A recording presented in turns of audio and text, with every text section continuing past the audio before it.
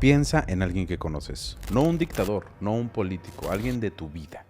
Alguien que cuando entra a una habitación cambia el aire, que habla y la gente escucha aunque no debería, que te hace sentir especial cuando te elige y devastado cuando te descarta, que nunca admite que se equivocó, que convierte cada crítica en un ataque personal, que tiene un enemigo diferente cada mes. Ahora te voy a decir algo que tomó meses de investigación aceptar. La mente de esa persona que tienes en mente y la mente de Adolf Hitler tienen más en común de lo que te gustaría creer. No lo digo por exagerar, lo digo porque la psiquiatría lleva décadas documentándolo. Hay un perfil, un patrón específico, una configuración de rasgos que aparece una y otra vez en las personas que llegan al poder con la promesa de salvar a su pueblo y terminan destruyéndolo. 4 nombres que el día de hoy vamos a ver, 4 contextos diferentes: Benito Mussolini, Adolf Hitler, Vladimir Putin y Donald Trump. Cuando empecé a investigar todo esto, esperaba encontrar diferencias, pero lo que encontré fue una plantilla. Y la pregunta que no me pude sacar de la cabeza fue: si el perfil existe, si es reconocible, si la psiquiatría tiene nombre para él, ¿por qué seguimos eligiéndolos? ¿Por qué una y otra vez las personas más poderosas del mundo responden exactamente igual a la misma pregunta que les hace su pueblo? Y eso fue lo que fui a investigar.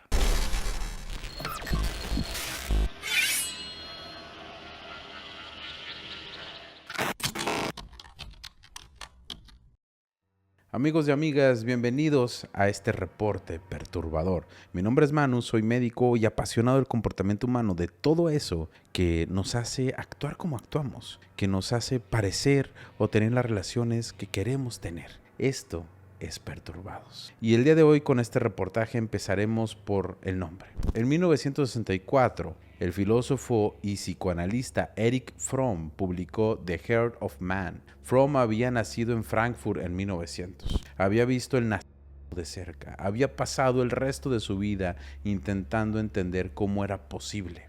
En este libro acuñó un concepto que cambió la manera en que la psiquiatría podía entender el poder. Lo llamó el narcisismo maligno. No es el narcisismo ordinario que conocemos, el de la persona que habla demasiado de sí misma, de las cenas. Es algo más específico, más oscuro y más peligroso. Fromm describió 4 componentes que siempre aparecen juntos. Primero, narcisismo extremo. La convicción de ser especial, superior, un elegido. Segundo, rasgos antisociales, ausencia de culpa, disposición a explotar a otros sin remordimiento. Tercero, agresión y sadismo, el placer o al menos la indiferencia ante el sufrimiento ajeno. Y el cuarto, la orientación paranoide. El mundo está lleno de enemigos, la amenaza es permanente.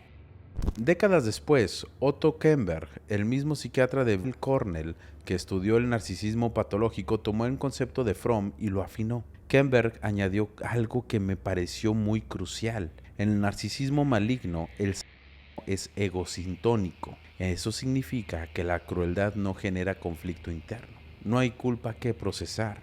No hay noches sin dormir. La crueldad simplemente se siente bien o no se siente de ninguna manera. En el 2002, los psicólogos Delroy Paulus y Kevin Williams de la Universidad de British Columbia publicaron un estudio que identificó lo que llamaron la tríada oscura de la personalidad. 3 rasgos que coexisten con mayor frecuencia de lo esperado: el narcisismo maquiavélico o psicopatía, no en versiones clínicas extremas, en versiones subclínicas, en personas que funcionan, que trabajan, que llegan a reuniones y que sonríen, y que en entornos de alta competencia, o sea, la política, negocios y medios, suben más rápido que los demás. No a pesar de estos rasgos, sino que por esos rasgos. Antes de hablar de los 4, necesito decir algo sobre el método. Diagnosticar a las personas públicas tiene un problema ético conocido. La Asociación Americana de Psiquiatría tiene la llamada regla de Goldwater. Los psiquiatras no deben ofrecer diagnósticos formales de personas a las que no han evaluado. Lo que voy a hacer a continuación no es un diagnóstico, es identificar patrones documentados por investigadores que sí tuvieron acceso a biografías, entrevistas, a documentos, a personas cercanas, y hacer lo que hizo Fromm en 1964, preguntarme qué dice la psicología de lo que estamos viendo. Benito Mussolini nació en 1883 en Pio, Italia. Su padre, Alessandro, era herrero y socialista, violento, intermitente. Su madre, Rosa, maestra católica y devota, los dos polos opuestos dentro de su misma casa. Mussolini fue expulsado de 2 escuelas por apoyar a compañeros, no como figura retórica, con un cuchillo. A los 17 años ya había sido arrestado 2 veces. Lo que me interesa no es la violencia temprana, es lo que ocurrió después. Mussolini se convirtió en un periodista socialista, muy brillante, incisivo, capaz de movilizar con palabras. Y cuando llegó a la Primera Guerra Mundial, cambió de bando completamente, de socialista internacionalista a nacionalista fascista. ¿Por qué? Porque encontró algo más poderoso que la ideología. Encontró una herida colectiva que podía usar. Italia había ganado la Primera Guerra Mundial junto a los aliados y en la Conferencia de París de 1919 recibió mucho menos territorio del que habían prometido. El primer ministro italiano abandonó las negociaciones, volvió a Roma con las manos vacías. Los periodistas lo llamaron la victoria mutilada. Mussolini tomó esta herida y la convirtió en combustible. Italia fue traicionada, pero yo sé quién lo hizo y sé cómo devolverle su grandeza. En 1922, con 39 años, marchó sobre Roma con camisas negras. El rey lo nombró primer ministro sin disparar un tiro. El pueblo italiano no lo siguió a pesar de sus rasgos, lo siguió porque esos rasgos respondían exactamente a lo que el país necesitaba escuchar. Aquí quiero entrar sobre el primer patrón que encontré. La herida colectiva convertida en combustible político. Él no inventó el dolor, lo encontró y lo explotó. Después tenemos a Adolf Hitler, que nació en 1889 en Braunau, Austria. Su padre, Alois, era funcionario de aduanas, ilegítimo, autoritario, le pegaba. Su madre Clara la adoraba con intensidad que varias personas describen como sofocante. Murió de cáncer cuando Hitler tenía 18 años. Fritz Redlich, psiquiatra de Yale, publicó en 1999 el diagnóstico de un profeta destructivo, una de las biografías psiquiátricas más rigurosas sobre Hitler. Analizó registros médicos, testimonios de personas cercanas y los escritos del propio Hitler. Su conclusión fue la siguiente. Hitler presentaba rasgos paranoides severos, narcisismo extremo y una ideología que funcionaba como un sistema delirante organizado. No estaba loco en el sentido de no saber lo que hacía, sabía exactamente lo que hacía, pero operaba desde una realidad construida sobre la convicción de ser un instrumento de una fuerza histórica mayor. Lo que Robert Waite documentó en 1977 en su libro El Dios psicópata es esto. Hitler fracasó como artista, 2 veces rechazado por la Academia de Bellas Artes de Viena. Vivió en albergues, se movió entre indigencias y la mediocridad durante años, y entonces llegó la Primera Guerra Mundial. Por primera vez en su vida encontró un lugar donde encajaba. Sus camaradas del ejército, un propósito, un rango, un mundo donde su disposición al sacrificio tenía mucho valor. Alemania perdió, Versalles llegó, reparaciones de guerra imposibles, territorios perdidos, humillación nacional codificada en un tratado. Y Hitler tomó esta humillación, exactamente como Mussolini tomó la suya, y construyó sobre ella la narrativa de su vida. Él era el mensajero, Alemania era la víctima, el enemigo tenía nombre y apellido. Lo que le dio poder no fue la crueldad, fue la claridad en un mundo de caos económico y humillación nacional. Hitler ofrecía algo que la democracia de Weimar no podía ofrecer: la explicación simple, un culpable claro y un salvador identificado. Patrón número 2. La narrativa del elegido que surge en una herida personal. El fracaso privado convertido en misión histórica. Vladimir Putin nació en 1952 en Leningrado, ciudad que su madre sobrevivió de milagro durante el sitio nazi de 872 días. Su padre volvió de la guerra herido. Su familia vivía en una comuncalca, o sea, un apartamento comunal donde varias familias compartían cocina y baño. Putin describió su infancia como la de un matón de barrio. Era el niño más pequeño que aprendió a pelear porque no tenía otra opción. A los 23 años entró a la KGB. Fiona Hill y Clifford Gettys, investigadores del Brookings Institution, publicaron en 2013 Mr. Putin, un análisis preciso. En este Putin no es un ideólogo, es un operativo. Piensa en términos de recursos, vulnerabilidades y control. Las personas son activos o amenazas, no hay categorías intermedias. Lo que me pareció más revelador de Putin no es su violencia, es su declaración pública sobre el colapso soviético. En el 2005, en un discurso ante la Asamblea Federal, dijo esto: El colapso de la Unión Soviética fue la mayor catástrofe geopolítica del siglo XX. No lo dijo como análisis histórico, lo dijo como alguien que describe una herida personal. Putin tenía 37 años cuando cayó el muro de Berlín. Estaba en Dresden, Alemania Oriental, trabajando para la KGB. Vio cómo multitudes asaltaban la sede de Stasi y llamó a Moscú para pedir instrucciones. La línea estuvo ocupada toda la noche. Moscú nunca respondió. Ese silencio, esa institución que lo abandonó en el momento de la crisis, es, según Hill y Gady, uno de los eventos formativos de su psicología política. El colapso no fue solamente el fin de un sistema, fue la humillación de una identidad construida sobre ese sistema.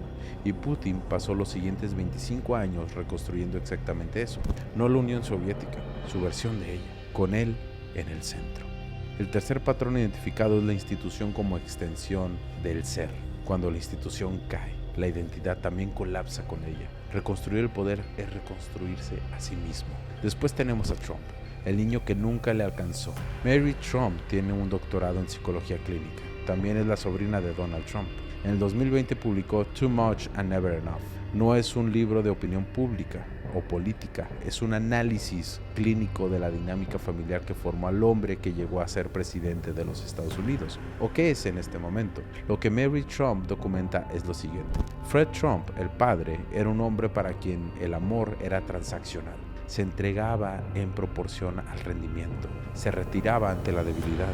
La vulnerabilidad en esa casa era un error. Donald aprendió temprano las dos reglas fundamentales. Nunca admites que fallaste y nunca muestres que te importa perder. Dan McAdams, psicólogo de la Universidad de Northwestern, publicó en 2016 en el Atlantic el análisis psicológico más citado sobre Trump. Adams identificó dos rasgos dominantes: extraversión extrema, o sea, necesidad constante de estimulación, atención y audiencia, y amabilidad muy baja, escasa empatía, disposición a la confrontación, indiferencia al daño causado en otros. Y algo que McAdams llamó la ausencia de la narrativa redentora. La mayoría de las personas, cuando cuentan cosas de su vida, incluyen momentos de fracasos que les enseñaron algo. La narrativa tiene arcos, una caída, recuperación, error y aprendizaje. Trump no tiene eso. En sus relatos no hay fracasos, hay traiciones, no hay errores propios, hay enemigos que conspiraron, no hay momentos de duda, hay victorias que otros intentaron robarles. Sus 6 quiebras empresariales no son fracasos, son movimientos estratégicos de deuda. Esta arquitectura narrativa donde el ser nunca puede estar equivocado es la misma que Kemberg describió en El narcisismo maligno, el yo que construyó una fortaleza tan sólida que nunca o ninguna realidad puede penetrarla. Este es el cuarto patrón, la fortaleza narrativa, un ser que no puede procesar el fracaso como el fracaso. O sea, todo lo que sale mal tiene un culpable externo. Eso no es arrogancia, es una estructura de supervivencia. Antes de la síntesis del capítulo, hay algo que los 4 comparten que necesita su propio espacio. El discurso de odio no es un accidente. No es un exceso emocional, es una tecnología política con una lógica interna precisa. Henry Teifel, psicólogo social de origen polaco que sobrevivió al Holocausto, desarrolló en 1979 la teoría de la identidad social. Su argumento: los seres humanos derivan autoestima de los grupos a los que pertenecen. Cuando este grupo es amenazado, la identidad personal se siente amenazada. Y cuando el líder que diga, tu grupo está en peligro, pero yo puedo protegerte, está respondiendo a una necesidad psicológica real. Los 4 usaron esa tecnología con precisión distinta, pero mecánica idéntica. Mussolini decía, los aliados que traicionaron a Italia, los socialistas que corrompían al pueblo. Hitler decía, los judíos, los comunistas, los traidores que firmaron Versalles. Putin hablaba sobre la OTAN, los traidores rusos que vendieron el país en los 90s, y Trump, los inmigrantes, los medios, el Estado profundo, los demócratas que robaron las elecciones. El enemigo cambia y el mecanismo es el siguiente. Primero, nombrar al enemigo con precisión. Segundo, atribuirle todo el sufrimiento del grupo. Tercero, posicionarle como el único capaz de poder derrotarlo. Cuarto, hacer que oponerse al líder sea equivalente a traicionar al grupo. Eric Hoffer lo describió en 1951 en The True Believer. Los movimientos de masas no necesitan a Dios, necesitan un diablo. Sin el enemigo no hay movimiento. Sin el movimiento no hay un líder. Una Italia humillada tras la Primera Guerra. una Alemania destruida por Versalles, una Rusia vaciada por el colapso soviético, un Estados Unidos fracturado por la desigualdad, y en cada uno de estos momentos apareció alguien con el mismo perfil: narcisismo extremo, la convicción de ser el único que puede salvar lo que está roto, rasgos antisociales, la disposición a usar a una persona como instrumento sin culpa, orientación paranoide, el mundo lleno de enemigos, o sea, la amenaza permanente, como egosintónico, la crueldad que no genera conflicto interno. Erich Fromm tenía nombre para eso en 1964. Kemberg lo refinó. Paulus y Williams lo midieron en la población general. Este perfil no es una rareza, es un extremo de un espectro que existe en todos los contextos humanos.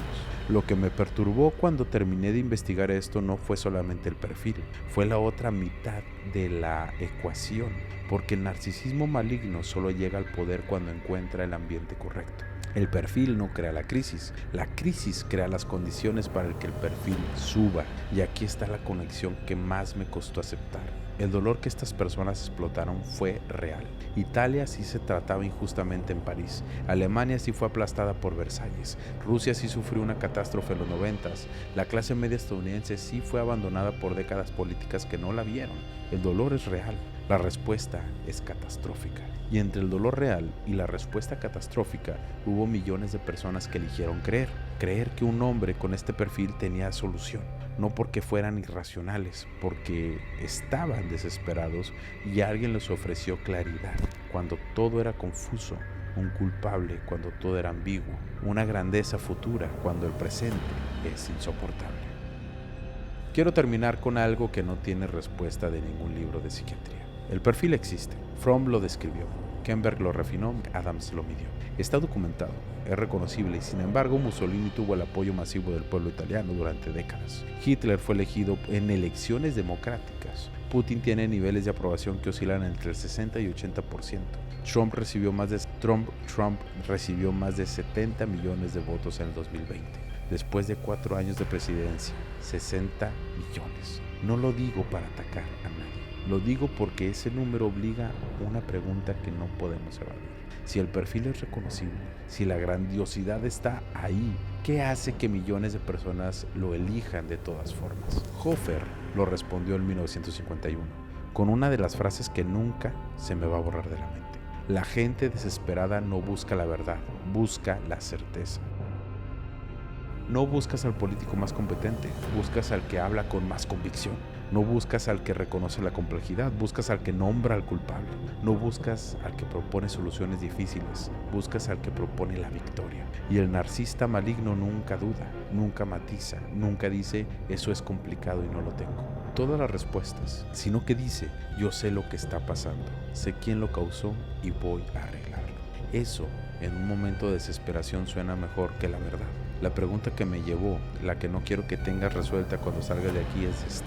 ¿Qué condiciones en tu vida, en tu país, en tu comunidad te harán más susceptible a este mensaje? No te pregunto si votarías por un dictador, te pregunto algo más incómodo. ¿Cuánto dolor necesitarías tener para que la certeza falsa se sienta mejor que la verdad incierta? ¿Cuánta desesperación necesitarías para que alguien que nombrara a tu enemigo con precisión te parezca un líder? No sé la respuesta, pero sé que Mussolini, Hitler, Putin y Trump la encontraron antes que sus pueblos y que lo usaron.